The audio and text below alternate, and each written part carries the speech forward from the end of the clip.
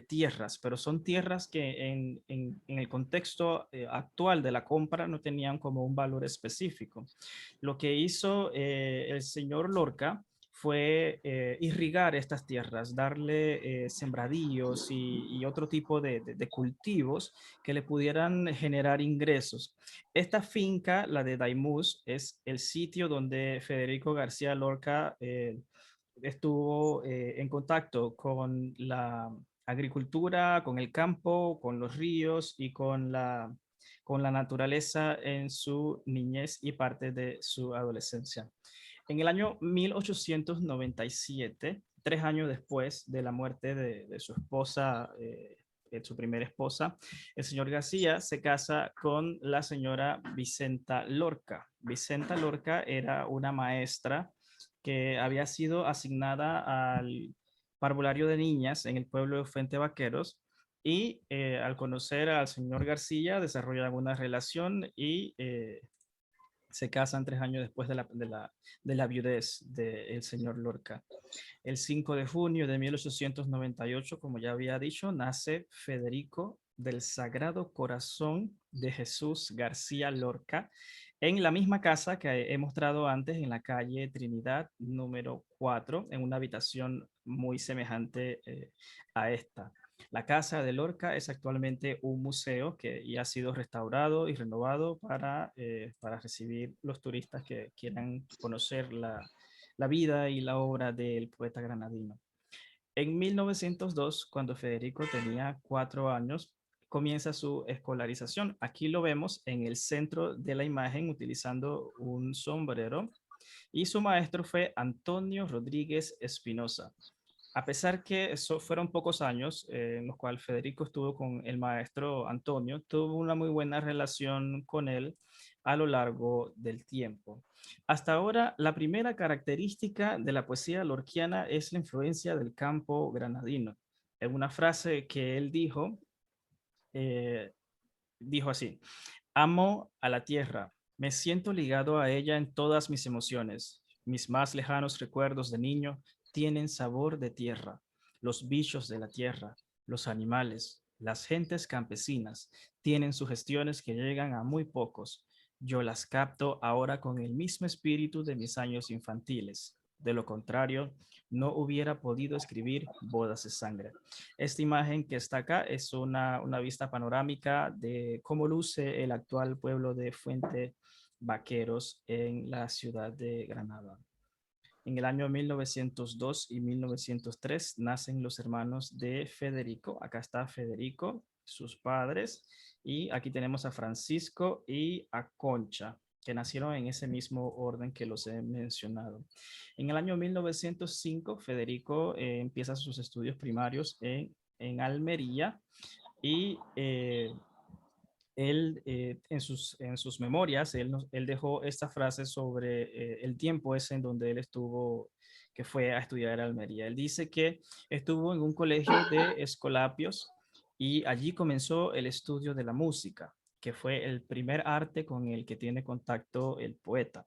Allí hice el examen de ingreso y allí tuve una enfermedad en la boca y en la garganta que me impedía hablar y me puso a las puertas de la muerte. Sin embargo, pedí un espejo y me vi el rostro hinchado, y como no podía hablar, escribí mi primer poema humorístico, en el cual me comparaba con el gordo sultán de Marruecos, Muley Hafid.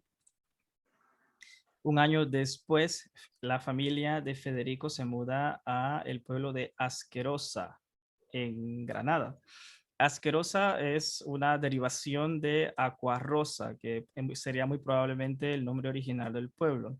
El Ayuntamiento de Granada decidió cambiar el nombre del pueblo a Valderrubio a partir del año 1943. Así que cuando encuentren referencias a Asquerosa, se trata del pueblo de Valderrubio. Son un solo pueblo, no son dos pueblos distintos.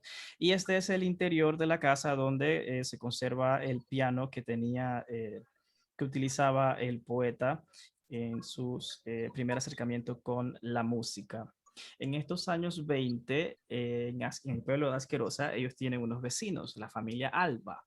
¿Quiénes fueron los que inspiraron la obra dramática La casa de Bernarda Alba? En una de sus memorias, Isabel García Lorca, la hermana de Federico, dijo así: era muy parecida a como describió Federico, un caserón grande, de labor, con un patio que separaba la vivienda del corral, las cuadras, el gallinero y un cobertizo. Tenía un pozo compartido con una tía de Federico, Matilde García Rodríguez, desde el que se oía a los del otro lado, de forma que Federico, por los comentarios de su tía, se enteraba de lo que sucedía y hablaban en casa de los Alba. Este es el origen de la obra dramática que vamos a analizar el día miércoles. En el año 1908 se produce otra mudanza, en este caso al sitio que actualmente se conoce como Acera del Darro. Este está ubicado en el centro de Granada, es decir, se mudan hacia la ciudad. Estas diferentes mudanzas que se dan en la vida de Federico observan el comportamiento económico de la familia, es decir, los negocios del papá de Federico le hacían que él se moviera de un sitio a otro según sean sus necesidades. Y el otro componente son los estudios. Cuando los muchachos iban creciendo, que necesitaban acceso a un nivel superior de escolaridad, poco a poco iban llegando hacia el centro de Granada, en donde podían tener acceso a la universidad.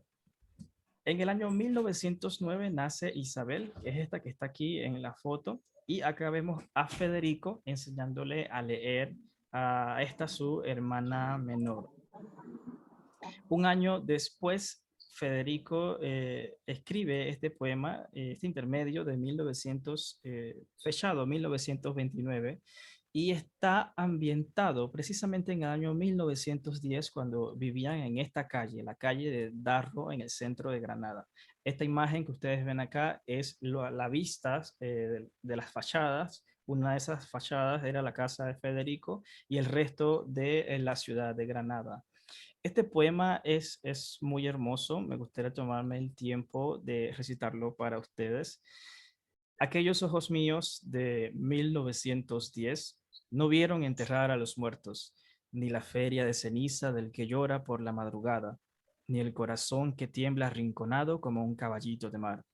Aquellos ojos míos de 1910 vieron la blanca pared donde orinaban las niñas, el hocico del toro, la seta venenosa y una luna incomprensible que iluminaba por los rincones, los pedazos de limón seco bajo el negro duro de las botellas, aquellos ojos míos en el cuello de la jaca, en el seno traspasado de Santa Rosa dormida, en los tejados del amor, con gemidos y frescas manos, en un jardín donde los gatos se comían a las ranas, desván donde el polvo viejo congrega estatuas y musgos, cajas que guardan silencio de cangrejo devorados, en el sitio donde el sueño tropezaba con su realidad.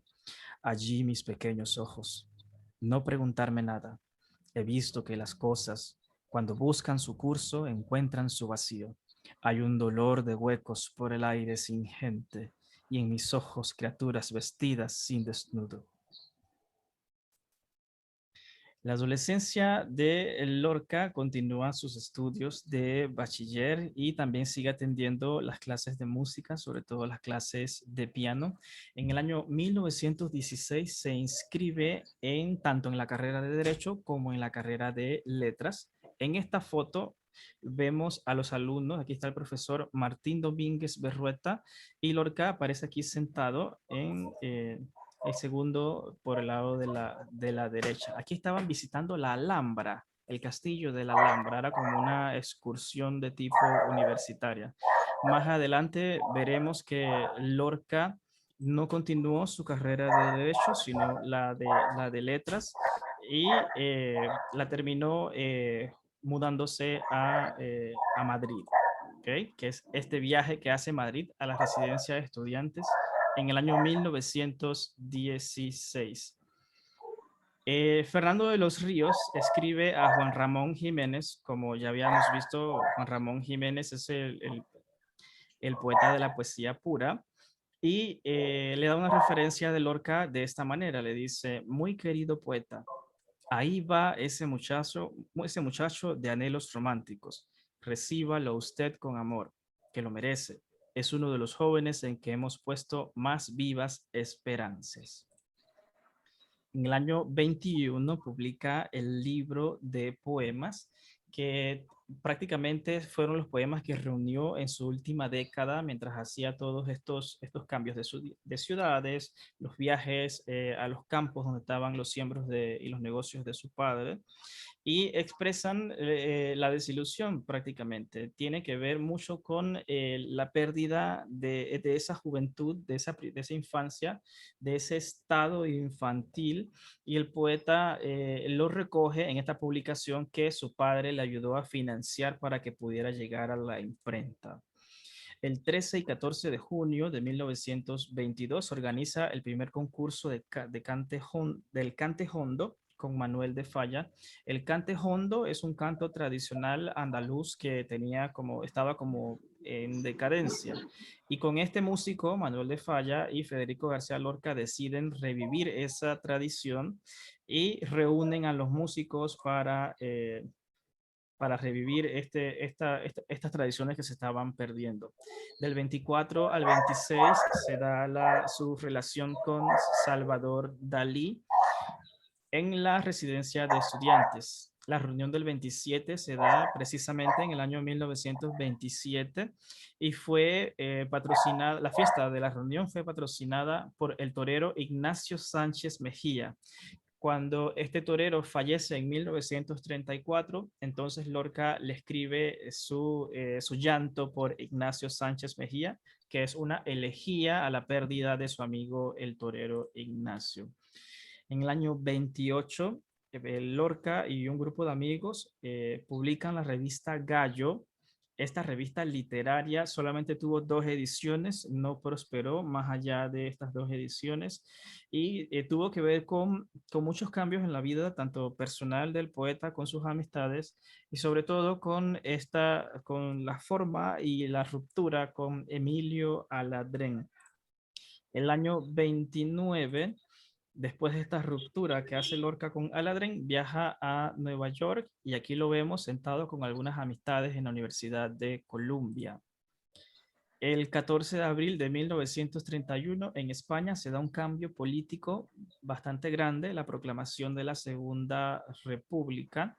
Este es un grupo de izquierda que toma el control del país y tiene entre su agenda la promoción y divulgación de las artes y de los intelectuales. Entonces Lorca regresa a España y en donde es financiado por el gobierno para elevar este teatro La Barraca, que era un teatro móvil administrado por los estudiantes. 1933 viaja a Buenos Aires. Aquí está un poco borrosa la foto, pero está Lorca recitando sus poemas en el Teatro Nacional de Buenos Aires. En el año 36 se dan entonces los eventos de cuando los falangistas eh, deciden tomar el control del país, derrocar a la Segunda República, y como Lorca era uno de estos intelectuales que habían sido financiados por el gobierno, se le acusó de homosexualidad, se le acusó de pervertir a la gente con las cosas que escribe, de dominar sus mentes, de cambiar sus ideas, una serie de inventos que se le formularon al poeta para justificar su arresto y posterior fusilamiento el 18 de agosto de 1936. Habiendo dicho todo esto, así, a muy grosso modo, lo que es la vida del poeta, termino esta introducción para pasar entonces al debate, no sin antes darle la bienvenida a todas las personas que han llegado recientemente. Creo que entró Carmen, Marbelis y Rosela. Muy buenas noches a las tres y estamos para iniciar el debate. Lo primero que me gustaría es escuchar de ustedes sobre el poema de Federico García Lorca que les guste más o con el que tengan una familiaridad muy personal.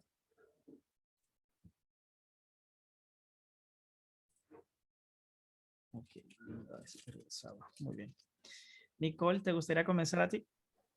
¿Qué poema de Lorca te gusta más? Buenas noches, gracias.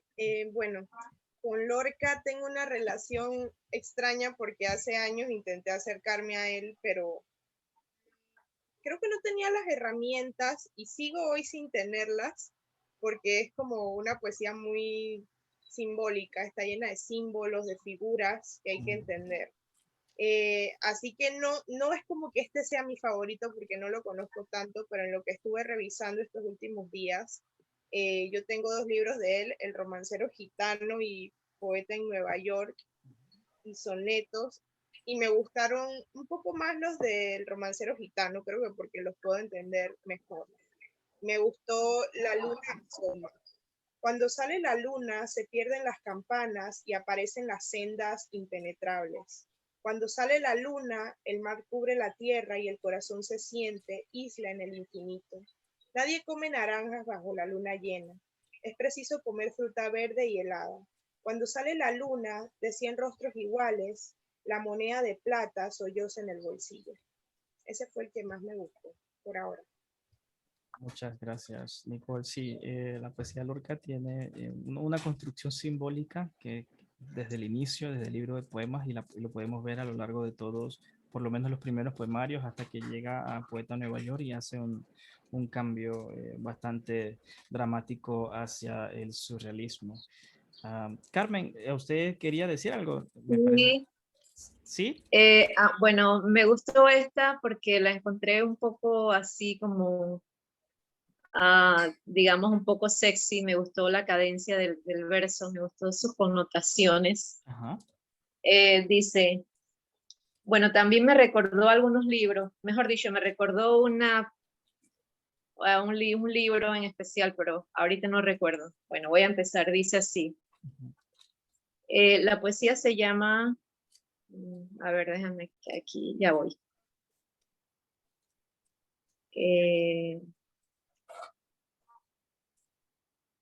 Muerte de la petenera. Dice lo siguiente.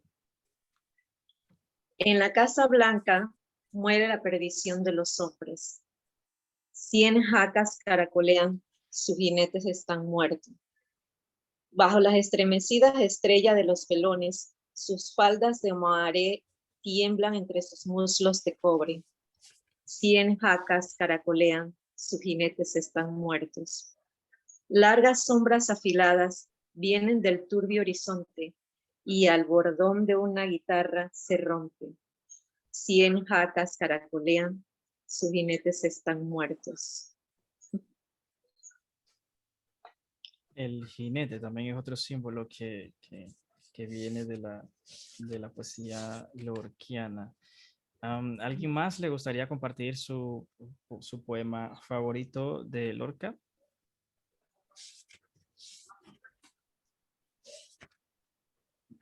Linda, adelante Linda, te cedemos el espacio, te escuchamos.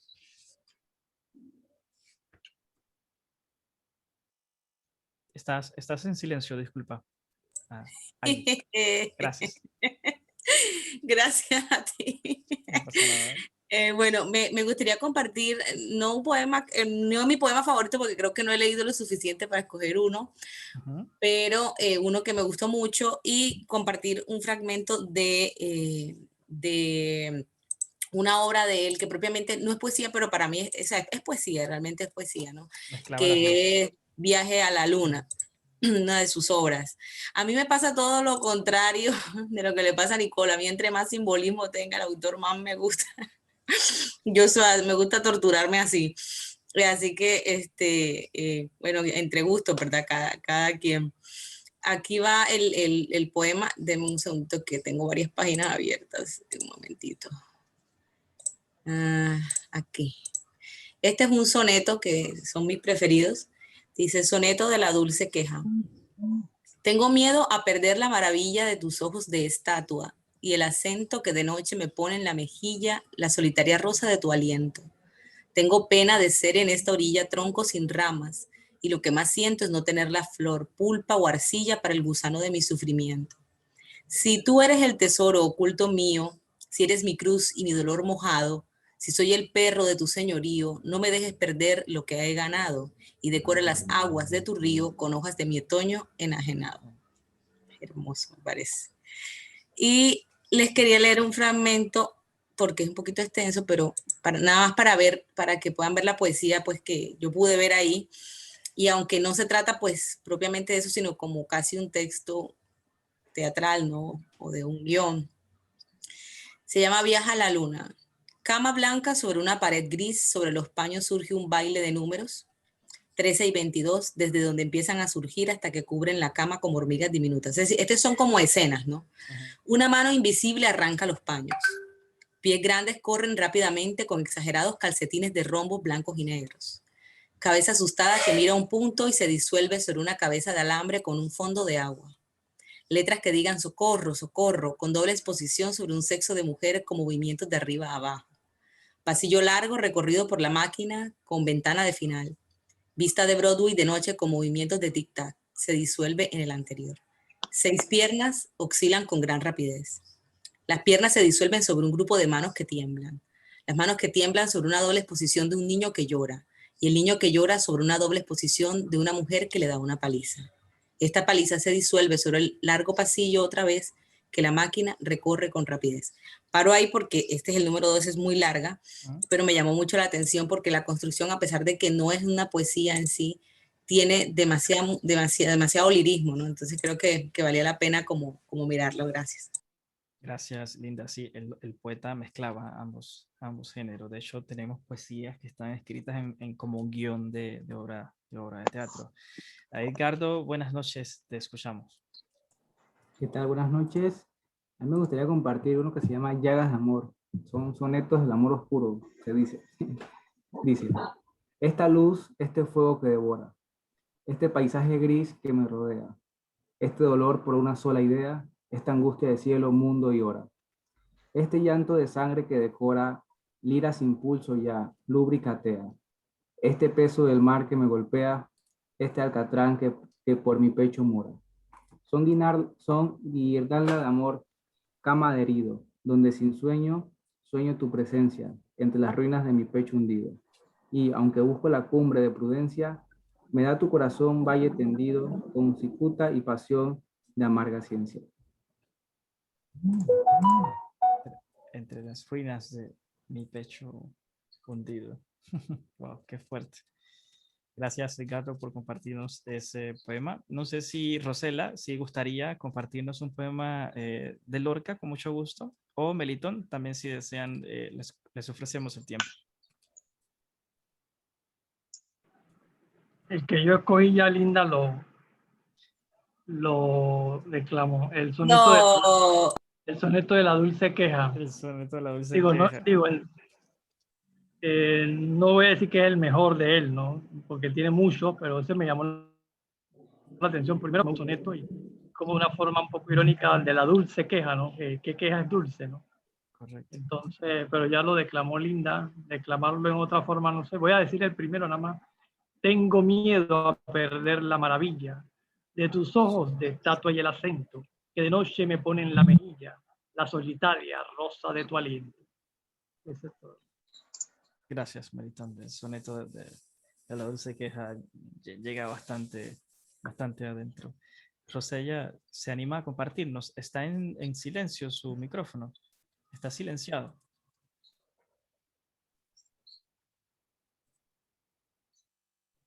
Ya lo puse. Sí, le escuchamos. Ay, caramba. Voy a buscar, ya. Voy a buscar el poema que aquí lo tenía. Dice así, la guitarra. Empieza el llanto de la guitarra. Se rompen las copas de la madrugada. Empieza el llanto de la guitarra. Es inútil callarla, es imposible callarla. Llora monótona como llora el agua, como llora el viento sobre la nevada. Es imposible callarla, llora por cosas lejanas, arena del sur caliente que pide camelias blancas. Llora flechas sin blanco, la tarde sin mañana, y el primer pájaro muerto sobre la rama. Oh guitarra, corazón malherido por 5 espadas. Gracias, Rosella. Sí, está hermoso ese poema. Sí, está precioso, a mí me gustó. Gracias a todos por compartir sus poemas preferidos. Seguramente hay muchísimos más. A mí me cuesta decir Sí.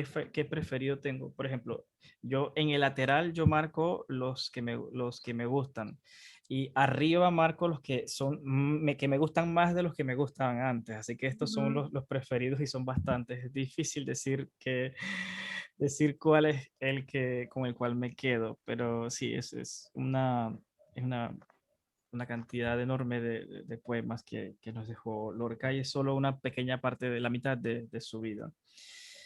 Y me gustaría ahora que conversáramos un poco sobre la influencia del campo en la obra de Federico García Lorca. No sé si se han dado cuenta, pero en todos los poemas que hemos leído hay alguna referencia a la naturaleza. Pájaros, pájaros, aves, ríos, nubes, campo. Él usa muchísimo las acequias, los álamos, que son los árboles, los álamos, las alamedas, que es un pasillo de álamos. Hacen mucha referencia a las ranas. De hecho, su libro de poemas, el primero de 1921, es prácticamente todo campo. Y es precisamente porque el poeta pasó su infancia conociendo el campo en donde su padre era el dueño de la tierra, tenía trabajadores, él llegaba y se sentaba a la sombra de un árbol a escribir poesía en este entorno del campo. Me gustaría escuchar de ustedes algunas impresiones sobre esta influencia del campo en la poesía de Federico García Lorca. ¿Alguien se anima a comenzar?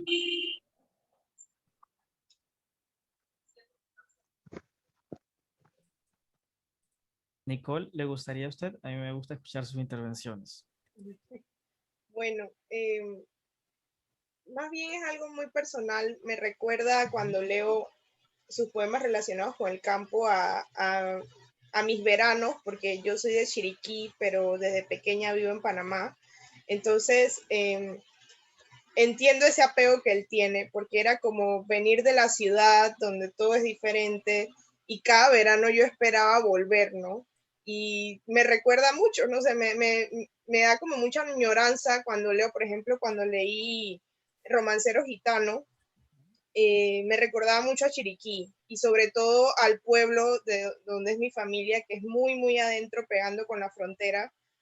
Eh, Además, quisiera comentar que es como sé que ahí hay una ruptura o un momento en su vida entre los poemas anteriores y Poeta en Nueva York, porque en Nueva York él hace mucha referencia a todo esto que él ve, ¿no? El metal, el acero, el concreto y todas estas cosas, ¿no? Y la falta de naturaleza. También, por allí vi alguna poesía que hablaba sobre árboles quebrados y este tipo de cosas. Entonces se ve que, que le impresiona mucho, ¿no? El paisaje, la situación le impresiona mucho y me imagino que mucho más le impresionó porque venía de un pasado o de una vida en medio del campo, ¿no? Eso me llamó mucho la atención y creo que esa ruptura, creo que el hecho de que él viera eso en Nueva York fue muy necesario, fue necesario y de pronto tuvo una crisis existencial, pero creo que fue necesaria para que ya era genial, pero se volviera más genial en cuanto a poesía. Muchas gracias, Nicole, por su intervención. Sí, en Nueva York se realiza un contraste. Ese contraste me gustaría que lo analizáramos en la pregunta número 3. Pero sí, tal cual dices, fue necesario para que el poeta terminara de pulirse como una joya de la literatura de nuestro idioma. ¿Alguien más le gustaría comentar sobre sobre la influencia del campo en la obra de Federico García Lorca?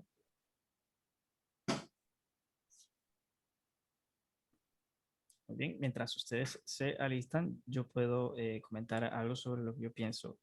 A mí me cuesta escribir poesía, digamos, de lo que tengo enfrente. O sea, para Lorca escribir poesía de lo que tiene enfrente es lo que él hizo toda su vida. Mientras estuvo en el campo, fue el campo, en Nueva York fue la deshumanización, después los cambios sociales y la guerra, era todo, era rodeado de ese entorno. Pero pensar que en nuestro tiempo, nuestra vida son los teléfonos, son las redes sociales, son los videos, son tantas cosas que tú dices, ¿tienen o no tienen un valor poético? O sea, porque todos los poetas antes de nosotros se referían a la naturaleza, que era su medio inmediato, pero lo nuestro son las reuniones virtuales, son los videos, son los audios, son todos estos elementos tecnológicos que cuesta reconocer, pero sí tienen un valor poético, precisamente porque tienen que ver con nosotros, ¿no? Que somos los que sentimos la corriente poética. Entonces, sí, mi primera impresión al leer los primeros libros de Lorca, el libro de poemas, los romanceros, las suites y las canciones, era esa cercanía con el campo. Todos los elementos vienen de la naturaleza. Sin embargo, no todos hablan de naturaleza en sí misma. Por ejemplo, el caballo era un símbolo erótico, era un símbolo de fuerza, era un símbolo de poder, y no siempre hablaba del caballo. El jinete, el que monta el caballo, era el que dominaba el eros. Entonces, hay muchas referencias que son simbólicas, como bien mencionaba Nicole antes, y pero que son todavía muy importantes porque lo puedes leer tanto literalmente de lo que dice de la naturaleza o lo puedes interpretar de forma simbólica y extraer el significado que quería darle el poeta. A mí me gusta mucho cómo él habla de los álamos. Uno de mis poemas favoritos es Los Álamos de Plata. Él compara los álamos con la vida, con él mismo, con sí mismo. Y yo creo que yo jamás en mi poesía he hecho algo semejante, como pensar que el palo de mango de mi casa tiene un significado, porque yo le puedo dar un significado poético, porque lo tengo frente a mí. Entonces, me hace pensar, me hace replantearme muchas cosas de cómo escribo, de cómo me relaciono con mi entorno, porque nosotros nos encontramos precisamente en esa coyuntura entre lo natural y lo artificial y nosotros estamos en el medio. Entonces, nos queda como no perdernos de ninguno de los dos mundos. ¿Alguien más le gustaría dar su opinión sobre la influencia del entorno natural y el campo en la poesía de Lorca? Yo nada más quería señalar que Ajá. el entorno de uno, especialmente cuando las personas viven en el campo o están rodeadas de algún tipo de naturaleza, yo pienso que esa es una manera tiene alguna influencia en el proceso creativo, hace que tu mente se desarrolle de una manera más satisfactoria, más abierta, más fluida, más cómoda. Hay cierta conexión entre el proceso creativo y la naturaleza que te rodea. Siento que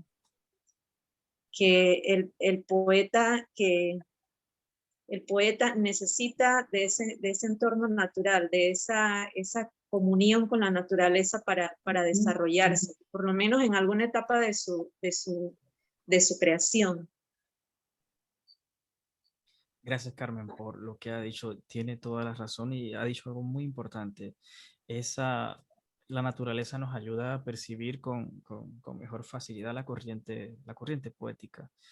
Y, y sí, el poeta estuvo toda su infancia y su juventud en este entorno, tanto así que aun cuando vivían en la ciudad, en los veranos, en las vacaciones, regresaban a las fincas, pasaban 1 o 2 meses allá y regresaban a continuar sus estudios en la ciudad. Entonces sí, tiene mucho que ver. La naturaleza de verdad que nos ayuda a escribir y a enfocarnos o a percibir con más facilidad esta corriente poética. ¿Alguien más le gustaría dar su opinión? Si no, con gusto podemos Yo, pasar. nada más Ajá. para agregar de lo que han dicho es que por ahí había leído de que la influencia fue tan grande, ¿no? Que muchos de sus poemas se centraron en eso del campo, ¿no? Escribió más de 100 poemas casi relacionados a eso. Hace una antología de poemas sobre. Así es. Y sobre todo con los ríos. Los ríos, siempre los ríos. Hay algunas fotos, hice una pequeña investigación para encontrarme con algún par de fotos de las menos conocidas de él. Y salían bastantes de él y sus hermanos en diferentes edades a orillas del río que tenían en la finca de Daimús. Y de verdad que definitivamente definitivamente esto influyó bastante en el poeta. Muy bien, en nuestro tema número 3, que ya no estamos alrededor del año 1929 y 1930, cuando el poeta viaja a Nueva York, que existe definitivamente un cambio de paradigma y de percepción de la realidad en el poeta, tanto por su situación personal, sentimental, espiritual y emocional, que le hace escribir esta obra tan distinta en forma, en contexto y en tema de sus obras anteriores. Y se produce El poeta en Nueva York, que es impreso en el año 1940, post-mortem, de 4 años después. La pregunta del debate es si el espíritu poético nos lleva, nos impulsa hacia la poesía, hacia donde quiere. ¿Cómo podemos nosotros trascender nuestra propia poesía? Es decir, ¿cómo podemos nosotros emular esto que hizo Lorca? Cambiar más de 400 páginas de poema en un estilo, en una forma, y producir algo totalmente distinto, tan rupturista, tan nuevo. ¿Cómo podemos nosotros hoy en día no dejarnos llevar por esa misma forma de escribir y aventurarnos en otras facetas y en otras formas? Linda, usted que escribe bastante, cuéntenos, ¿cómo hace usted como para no caer en la monotonía al momento de escribir?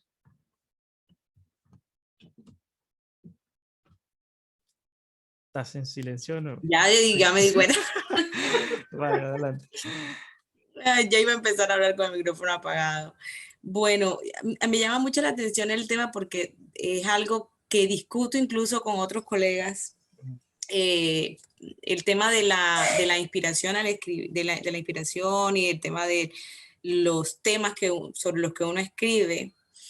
Pero sin duda alguna, y en pandemia pudimos ver un fenómeno.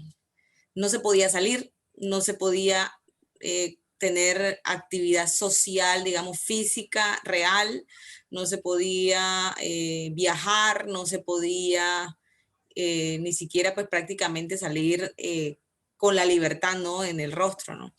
Entonces creo que sí, eso influyó mucho en qué cosas escribimos y la pregunta a la que voy es que el escritor tiene dos formas de obtener esa inspiración, o sea, pero casi que siempre se va más para un lado, es decir, puede salir de su interior, de emociones que esté viviendo, que esté sintiendo, que esté percibiendo, de cosas que esté interpretando, del pasado que tiene construido en su vida, de las enseñanzas que tiene, de las personas cercanas a él. Pero también está ese factor externo, ¿no? Le pasaba a algunos colegas que me decían que estaban bloqueados. Durante la pandemia, en vez de poder escribir, se bloquearon porque necesitaban el elemento externo, necesitaban relacionarse con otras personas, obtener una charla creativa con alguien, de ver el sol, el atardecer, el paisaje, la playa, etc. Y voy a una conclusión y es que finalmente es una mezcla de todo, ¿no? Es una mezcla de las dos cosas, pero hay poetas que se orientan más hacia eso que está revoloteando en su interior, dependiendo de la emoción que sea que tenga, ¿no? Porque hay unos que somos románticos eternos y cualquier cosa del amor y si recordamos incluso un amor pasado puede seguir evocando esa emoción o esa sensación. Pero hay otros escritores que realmente necesitan de la imagen o necesitan del efecto de la imagen que pueda producir en ellos. Así que pues sería en ese punto mi apreciación. En el caso de Lorca, claro que hay un cambio y es bien interesante porque también si tú empiezas a codearte con otro tipo de escritores, si empiezas a ver el tipo de escritura que hacen, también te retas. Como autor no podemos quedarnos, digamos, que en la zona esa de confort, sino ver que está haciendo alguien. Muchos poetas que hemos estudiado y he estudiado previamente han hecho amistad con otros poetas y finalmente pues de ahí surge, ¿no?, cierta admiración, y esa admiración también hace que tú crezcas. Por ejemplo, los autores del Señor de los Anillos y de Narnia se volvieron amigos. Imagínate esa amistad, cómo podía ser de fructífera si entre ellos la inspiración de la fantasía bujía, ¿no? Es como tú unirte con alguien que tú le puedas sacar todo eso que tiene en su cabeza. O sea, eso también las personas que te construyen. Por ahí hace poquito vi un video de Will Smith que dijo que toda la gente que no te ayudaba a sacar tu brillo interno, que la alejaras de ti, que la alejaras de tu vida, y precisamente es eso también, ¿no? Buscar las cosas que nos inspiran. Muchas gracias, Linda. Ha dicho una de las claves y es precisamente esa, de continuar en la lectura, continuar relacionándonos con otros autores, escritores, conociendo sus ideas y ver hasta dónde sus fronteras limitan a las nuestras o hasta dónde las amplían. Y es precisamente en esa ampliación de fronteras que me gustaría que siguiéramos compartiendo, porque hay algunos poetas que tienen una forma de escribir y esa forma de escribir la utilizan desde que empiezan hasta que mueren. No es una crítica o un rechazo, sino que no van más allá de la imaginación. Llegan a un punto y como es una zona de confort, tal cual dices, que funciona, se quedan allí para toda la vida. Melitón, ¿usted quería decir algo? Ok, bueno, como vemos, el cambio que hizo Lorca, ¿no?, a Nueva York ya lo puso, ¿no?, a otros temas como la religión, los temas raciales y cosas de masa, como dicen las lecturas, ¿no? Entonces ya él vio un mundo diferente que le permitió entonces empezar a escribir otros poemas. Siempre me recuerdo un taller de poesía que nos decían que debemos mirar al mundo con admiración, contemplación, con ojos de niño. Y como dice Linda, es cierto que estuvimos encerrados, pero por ejemplo, yo en mi casa, cada vez que veo una película o leo un libro, me propongo que algo de ahí salga para un poema. Tiene que decirme algo tiene que extraerse de ahí para ver cómo cae en algún verso un poema. Incluso uno de mis poemas han sido de películas que he visto. Entonces, esas son las exposiciones que uno tiene, ¿no? Cosas que te calan, te llegan y oye, de aquí saqué un poema. Tengo varios, así que de una película o una serie saqué un poema.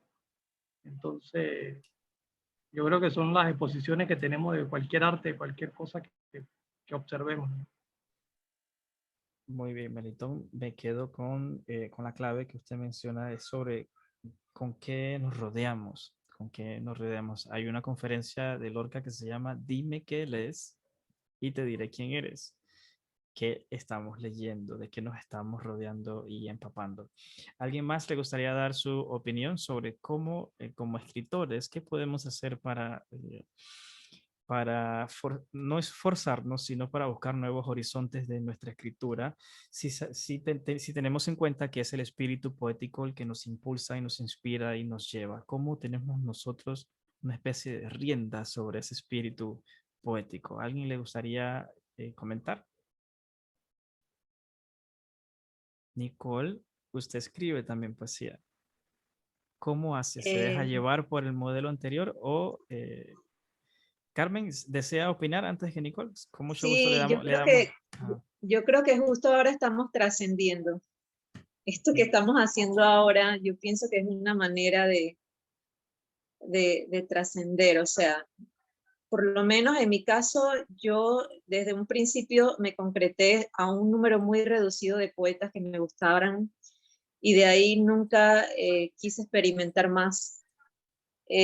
Ahora estoy incursionando en otros tipos de autores y creo que esa es una manera de ir un poquito más allá de donde nos quedamos. Gracias, Carmen. Sí, reunirnos y conocernos con otras personas para tener charlas, tener conversaciones, que era prácticamente lo que hacían estas personas que de la generación del 27 que no tenían ni teléfonos, ni internet, no había manera de mandar un email ni nada de eso, pero hacían tertulias, hacían charlas, se reunían todos fijamente en un restaurante, en una cafetería o en un sitio para conversar de qué estaba pasando en la literatura y qué tenían en sus cabezas. Nicole, te escuchamos ahora. Gracias. Bueno, pienso que lo relaciono con la fotografía, que a mí también me gusta. En fotografía, para hacer cosas nuevas hay que buscar nuevos horizontes. Es decir, si a mí siempre me gusta hacer fotografía de ciudad, ir a hacer fotografía del campo y verlo como aprendizaje, no como un esfuerzo, ¿no? Por ejemplo, en mi caso me cuesta mucho escribir sobre naturaleza porque soy una persona más introspectiva y últimamente que me he tomado el asunto más en serio, trato de escribir sobre naturaleza, trato de escribir sobre las cosas del exterior, ¿no? Yo digo que saber cuáles son, no sé si decir debilidades, sino cuáles son los puntos en los que uno no está en su zona de confort y hacerlo su zona de confort, porque yo soy de las que está a favor de la zona de confort, pero creo que hay que irla expandiendo, ¿no? Y irse perfeccionando en eso, no solo quedarse en lo que ya uno sabe hacer. En mi caso, escribir sobre temas relacionados con introspección y eso, sino también escribir cosas más relacionadas con la naturaleza, con temas universales y eso. Y yo lo veo así para todo. También lo veo en la fotografía, que me gusta mucho, y siento que hay que sentarse y hacerlo. A mí en otra forma pienso que es leyendo, viendo qué han hecho otros poetas, tanto de los de ahora, los del momento, como los de antes, y ir buscando cuál es como el sentido de uno. Yo pienso que a mí me gustaría, en mi caso, ser alguien que evoluciona, alguien que se ve como una evolución en su vida, ¿no? De lo que escribió. Pero no, también pienso que si uno es bueno en algo y lo está haciendo muy bien, que lo siga haciendo. Al final de cuentas es algo que es para hacernos felices a nosotros mismos, es decir, hay que disfrutarlo. Entonces, si tú disfrutas haciendo toda la vida lo mismo, no veo por qué no puedas hacerlo. Y bueno, dependerá de cada quien, pero creo que lo más importante es disfrutar lo que hacemos. Así es. La misión del poeta, decía Jorge Guillén, es llegar a ser todo lo que tenía que ser, como vimos las semanas pasadas. Usted ha mencionado leer bastante, eso es muy importante. Mientras lo decía, yo pensaba en mis inicios, cuando en mis pininos poéticos, yo me daba cuenta cómo escribía las cosas muy estructuradas, muy rígidas, muy duras por todos lados. Sin embargo, para mí seguía siendo hermoso porque era mi poesía, ¿no? Pero cuando empecé a leer algo de lo, bueno, gran parte de lo que tengo aquí atrás a mi espalda en poesía, me di cuenta que precisamente el hecho de seguir leyendo expandía los horizontes de mi imaginación. Entonces, la imaginación se nutre y crece precisamente cuando le echamos un poquito más, un poquito más, un poquito más de las fronteras de lo que tienen los otros escritores. Y algo más, el poeta no solamente debe leer poesía, el poeta debe integrarse en todos los aspectos del ser humano. O sea, el poeta es un oficio muy parecido al del filósofo, a pesar que el filósofo busca una concepción realista de la vida, el poeta no busca una demostración realista, sino que busca su propia realidad que construye dentro del poema. Linda tiene la mano alzada, le escuchamos. Mientras te escuchaba, o sea, me vino una memoria Yo tengo una historia con la poesía muy larga porque resulta que yo lo primero que empecé a leer, digamos que con pasión, así, con adoración, fue la poesía, porque mi mamá tenía unas libretas. Ella en esa época o en ese entonces ella leía mucho, lee todavía mucho, pero le gustaba mucho la poesía, y la poesía que le gustaba entonces la anotaba en un cuaderno y tenía pero pilas de cuadernos, o sea, era como no sé, una bolsa llena de cuadernos con poesías. Entonces yo pues como necia, ¿no? Empecé a leerlas porque pensaba como que eran de ella, ¿no? O sea, al principio pensaba como que eran de mi mamá o que mi mamá escribía, y empecé a leerlas y me empezaron a gustar tanto que hasta me las aprendía. Y posterior a eso fue que yo empecé a escribir, pero no escribí poesía, nunca escribí, digamos, como algo igual a lo que había leído, sino empecé escribiendo pensamientos y cosas así. A lo que voy es que eso que mencionas de que uno escribe y uno le parece que está bonito lo que uno escribe, y luego, y luego lee los autores, y luego lee los autores y dice, Dios mío, ¿yo qué escribí? Lo borro todo. Lo borro con todo y empiezo, o sea, a mí me pasa muchísimo.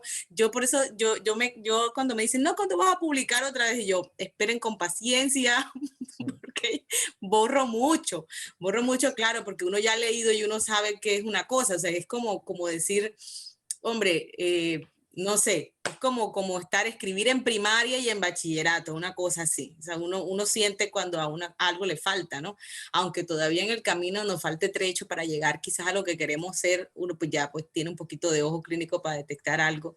Y me pasa mucho porque entonces he tenido experiencias tanto positivas como negativas, ¿no? Y bueno, eso hace parte del proceso de la escritura, y le quería compartir nada más esa incidencia. Gracias, Linda. Sí, es un proceso de transformación interior que poco a poco uno lo va llevando a la poesía. Y si hay algo que yo he notado es que uno nunca termina de editar sus poemas. Yo los vuelvo a leer y digo, hoy le puedo cambiar de nuevo. O sea, si no llegas a la decisión de publicar, te vas a dar cuenta que te vas a seguir en este ciclo de cambios y cambios y cambios y cambios, porque nunca vas a querer echar el paso a la publicación. Gracias, muchachos, a todos por sus intervenciones sobre lo que podemos hacer para trascender nuestra propia poesía y mantener como un dinamismo dentro de nuestra propia cadena de escritura. Muy bien, en el punto número 4 vamos a hablar sobre los cargos que se le imputaron a Federico García Lorca. Decía que le decían que era un espía ruso, lo tachaban de izquierdista, de homosexual y sobre todo de hacer daño con la pluma más que lo que otros hacían con las pistolas. No hubo ningún tipo de legalidad en el proceso de aprehensión y en el arresto, en el traslado y naturalmente en el fusilamiento. No hubo juicio, no hubo ningún tipo de leyes. Simplemente querían quitarse al poeta y a muchos otros intelectuales del camino hacia el establecimiento de una dictadura en España. La pregunta del debate es: ¿por qué los gobiernos tiranos temen a la poesía? ¿Por qué se teme a la poesía? Edgardo, te escuchamos. Bien, casualmente es un tema que estoy leyendo en La mente cautiva, un libro que les recomiendo con mucha empatía. Primero, en los gobiernos tiranos hay una ideología que manifiesta la justicia, el bien, la armonía, y no puede haber desgracia. Por lo tanto, cuando el poeta escribe, va a mostrar su desgracia, el desazón, la tristeza, la depresión, impresiones de la naturaleza. Por lo tanto, eso va contra una ideología que es perfecta. Por eso, en una filosofía de un gobierno totalitario, la justicia se aplica solamente para los que tienen poder. Por lo tanto, en el círculo, por ejemplo, la poesía de Lorca no era justa entonces en el tema de un mecanismo totalitario. O sea, no era aceptable porque no había desgracia, no había esas impresiones que nos daba Lorca, no había sentimientos como el poema del amor, ¿no? ¿Me entiendes? Entonces, es peligroso un poeta, porque la literatura está para incomodar, en algunos aspectos, ¿no? Está para incomodar, está para hacernos reflexionar, para dialogar, y eso precisamente lo buscan las personas de poder o ideología o temas de gobierno totalitarios, buscan precisamente que no dialogues, que no leas, que no consultes, que no reflexiones y que no interiorices un poquito más, y peor aún, que compartas tus textos a una comunidad y la comunidad despierte, por así decirlo, con eso que expresas. Esa es mi intervención. Muchísimas gracias, Edgardo. Comparto totalmente lo que pienso con lo que usted ha dicho. Y sí, los gobiernos necesitan personas dóciles que sean fáciles de gobernar. Y la poesía, la filosofía, las ciencias y las artes son contrarias a esa idea de un pensamiento pobre. Así que entre menos de esto les ofrezca, son mucho más fáciles de ser dominados. Entonces, podemos pensar tanto en la poesía de Lorca como en su teatro. Por ejemplo, La Casa de Bernarda Alba, a mí me gusta muchísimo porque retrata la posición de la mujer en los años 20 de la España. Cómo no hablar en frente de un hombre, cómo no hacer ruido, cómo mantenerse por la sombrita, como decimos aquí en Panamá. Y Lorca mostraba el sentimiento de esas mujeres en contra de, que chocaba mucho contra esa percepción social de lo que era. Entonces, allí es donde los falangistas le dicen a Lorca, tu pluma está haciendo más daño porque está despertando a la sociedad que yo voy a controlar ahora. Nicole, te escuchamos. Bueno, siguiendo la línea del tema de que la literatura, la poesía incomoda, en efecto, yo siento que es en el sentido de que cuando uno está viviendo en un contexto, no puede tener una visión como omnisciente, ¿no? De lo que está pasando. Sin embargo, la literatura en parte intenta retratar esa realidad, que la realidad que se vivió y que yo no he vivido, la realidad que se está viviendo y la posible realidad que se va a vivir. Entonces es como una manera de hacer despertar al ser humano y ver como desde afuera, como si estuviera viendo una película, oye, estas son las cosas que están pasando, date cuenta.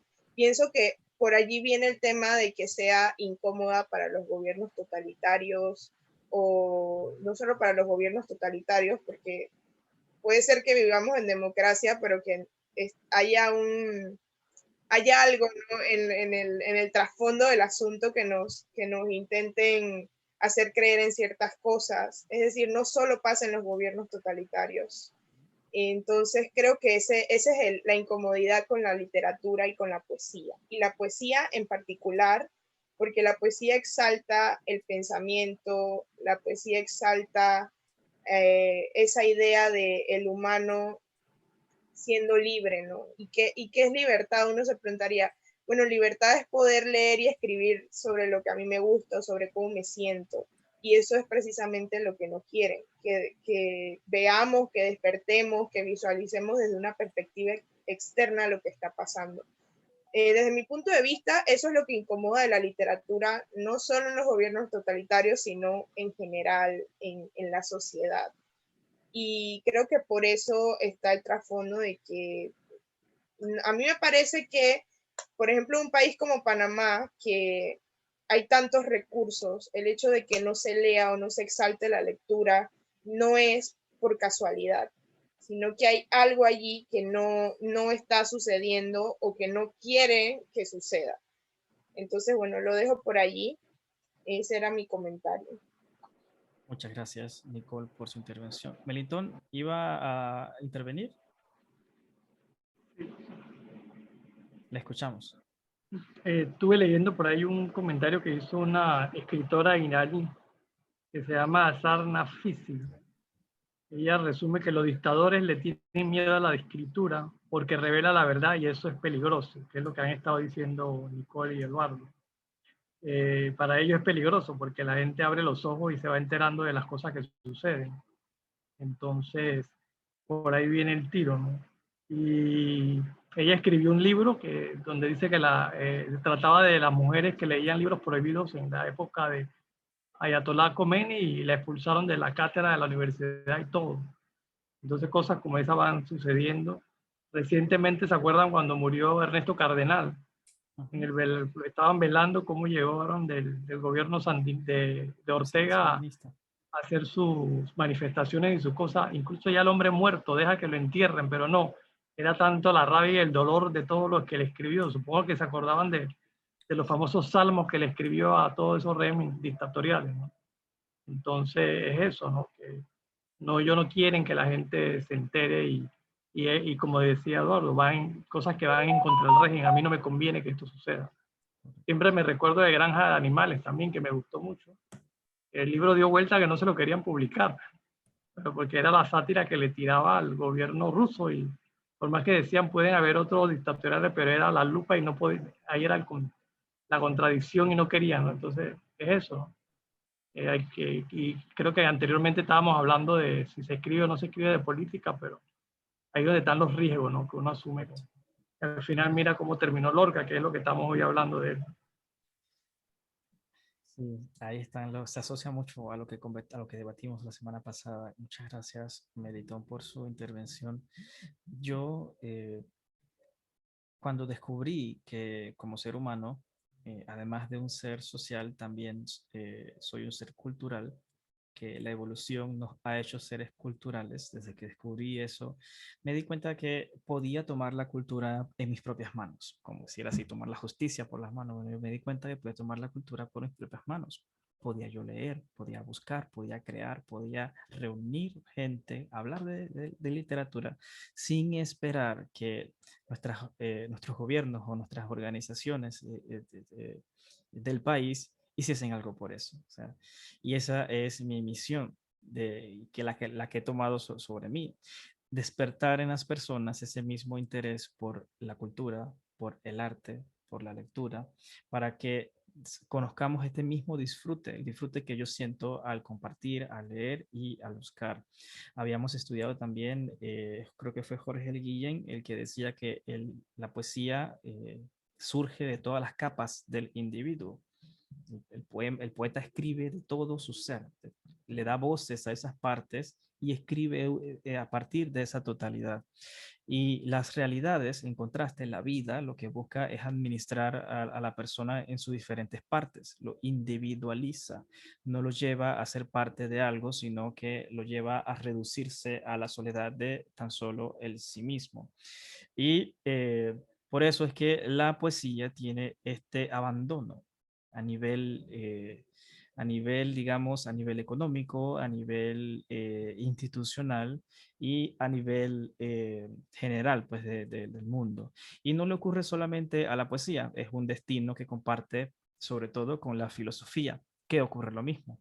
No se incentiva la filosofía, no se enseña filosofía a la gente y se ha limitado a unos cuantos que hacen por allí un ruido que otro y hasta allí nada más, porque son asuntos que hacen del ser humano la totalidad y es a esa totalidad a la que se teme porque no son personas fáciles de gobernar. Hasta acá nuestro tema sobre por qué la poesía es muy temida por las instituciones oficiales de nuestros países, de nuestros gobiernos. Y vamos a pasar a la parte final, los últimos 15 minutos que nos quedan. Eh, Nuestro libro que estamos leyendo sugería comentar sobre otros poemas, como la balada de Los Tres Ríos, si no me equivoco. Pero sin embargo, hay otro asunto que creo que es más tentador conversar, y son las elegías que escribió Federico García Lorca, sobre todo El llanto por Ignacio Sánchez Mejías, que es una de las elegías más importantes, una de las más bellas que escribió y es una de las más importantes de nuestra lengua española. Esta elegía está compuesta de 4 partes. La primera se llama La acogida y la muerte, la segunda La sangre derramada, la tercera Cuerpo presente y la cuarta Alma ausente. Es bastante extensa como para leerla en este momento. Sin embargo, no quería cerrar este debate de Lorca sin conversar sobre esa parte de la muerte, el tema de la muerte que siempre estuvo muy presente en él y estas magníficas elegías que él llegó a escribir. Por ejemplo, esta otra que es la elegía a Doña Juana la Loca. Ese está en el libro de poemas, el primero que escribió, y también está hermosamente escrita esta elegía. Lorca tiene una relación muy común con la muerte. Él dice en sus entrevistas de las que he leído que siempre está rodeado de muerte. Tú te puedes preguntar cómo es posible que el hombre diga que está rodeado de muerte si estamos precisamente en la vida y los seres vivos nos recuerdan que hay vida. Pero él dice, siempre estoy rodeado de muerte.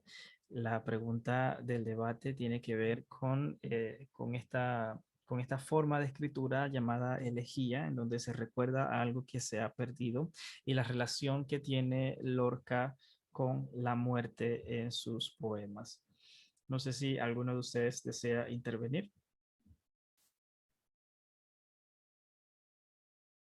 El día viernes, que es el recital, vamos a tomarnos el tiempo para compartir esta elegía del llanto por Ignacio Sánchez en su totalidad.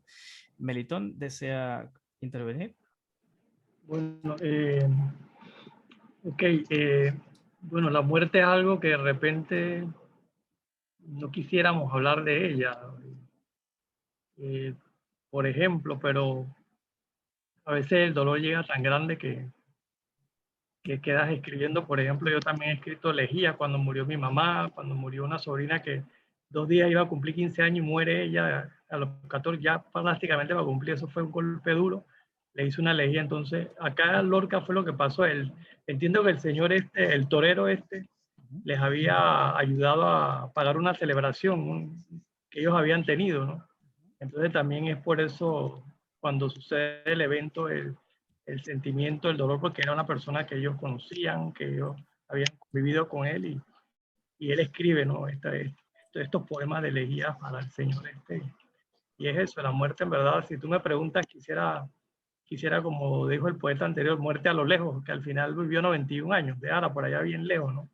Pero sí, no puedes dejar de vivir sin ella. Ella está ahí, como dice Lorca, la muerte estaba por todos lados. Y como te dije, una amiga me llama para decir, mi mamá y mi papá fallecieron hace una semana, los dos el mismo día. O sea, ¿cómo tú vives sin ese dolor? Entonces, de ahí salen esos poemas. Muchas gracias, Melitón. Sí, Ignacio Sánchez Mejía, el torero, muy famoso en el tiempo de Lorca. Cuando los del 27 se reunieron, no solamente fue el evento literario, también hubo como una comelona, como decimos en Panamá, hubo una reunión. Se reunieron hasta 60 comensales en esta fiesta que fue pagada por Ignacio Sánchez y que también hubo después una pachanga, como decimos en Panamá. La generación del 27 no solamente compartió poemas, compartió una fiesta e inclusive hubo hasta goma, como decimos en Panamá, porque está ahorita que estaba haciendo mi investigación para esta noche me di cuenta de todos estos detalles, donde hubo fiesta y hubo alcohol, hubo bastante celebración, pues estaban todos juntos como nunca lo habían estado. Este es un detalle que no aparece en nuestras lecturas regulares de la generación del 27 y de allí nace no es que nace, sino que se fortifica bastante la relación de Ignacio con Lorca y con los otros poetas del 27. Linda, le escuchamos. Discúlpame, antes de Linda, nada más, sí. le voy a mandar un poema que yo le escribí a una amiga precisamente también. Los 2 hijos menores de 30 años fallecieron, sus 2 únicos hijos. Wow. Y ya te imaginas cómo estaba esa mujer y yo tenía este dolor, no sabía ni qué decirle y le escribí fue un poema, ahí se lo voy a compartir para que lo lean. Gracias, Melito, muchas gracias. Linda, ahora sí le escuchamos. Bueno, sobre este tipo de poesía, la verdad es que, en mi opinión, no todo el mundo la puede escribir, pese a que todos podamos sentir, ¿no?, una emoción. Creo que a veces el dolor ahoga la inspiración y otras veces lo impulsa. No podría, pues yo he pasado por pérdidas, digamos, personales y ninguna de las dos veces he podido escribir nada sobre la pérdida. Pero cuando uno lee un tipo de poesía de este tipo, es como imposible no identificarse, ¿no?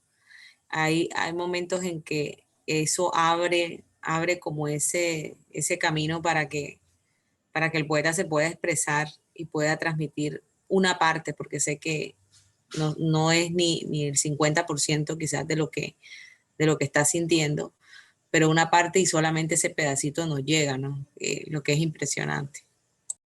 Y se deja sentir el dolor.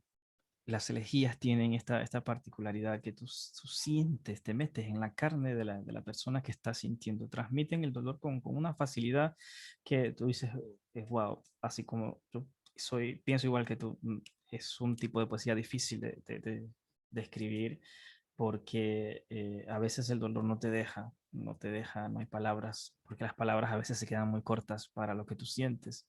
Entonces, sí, es bastante difícil. Gracias, Linda, por tu intervención. ¿Alguien más le gustaría dar su opinión sobre las elegías que escribía Lorca o sobre la relación del poeta con el tema de la muerte, la relación redundante que tenía? ¿Alguien más le gustaría intervenir? Si no, con mucho gusto, entonces nos podemos dar por terminada nuestra reunión de hoy sobre la vida y la poesía de Federico García Lorca. Mañana a las 7 de la noche tenemos un taller de poesía titulado La teoría y juego del duende. Linda dice que no todos los poetas pueden escribir esto, y precisamente en la teoría y juego del duende, lo que el Lorca hace es darnos una explicación del arte, de cómo él percibe el arte y lo que él hace para que el arte se manifieste a través de él. Mediante esta conferencia que titula Teoría y juego del duende, están todos invitados para mañana a las 7 de la noche. Por hoy hemos terminado de indagar en la vida personal del poeta Federico García Lorca. Es el poeta más reconocido de la generación del 27 para acá, para nuestro lado de América. Es uno de los más queridos y comparte con muchos otros que al ser perseguidos, al ser puestos en prisión, al ser asesinados, fusilados, lo único que hacen es simplemente avivar más ese mensaje que él quería dar. Le pasó a los religiosos, le pasó a muchos otros filósofos también y a las personas perseguidas. Ese intento de persecución lo que hace es poner en la palestra el nombre de esa persona. Lo vemos en nuestro mundo, por ejemplo, con Malala Yousafzai, creo que pronuncié bien el nombre. Al intentar callarla, al intentar matarla, lo único que hicieron fue darle más vida a esa voz. Y es lo que le ocurrió a Lorca. El asesinato de él lo que hizo fue perpetuarlo. Tanto que nosotros en un país tan lejos de donde él nació, estamos recordándolo y lo vamos a estar recordando durante toda esta semana por su importancia que ha tenido en el desarrollo de nuestras propias poéticas y en nuestros estudios iniciales donde nos acercamos a la poesía. Para mí ha sido un honor escucharlos, como siempre. Siempre me nutro de lo que ustedes tienen que decir y nos veremos la próxima semana como grupo de estudios y están invitados para el resto de las semanas para las otras actividades. Así que Linda, Edgardo, Nicole, Melitón y Rosela, gracias por estar. Gracias a usted. Gracias a ti. Hasta luego. Con mucho gusto. Hasta luego.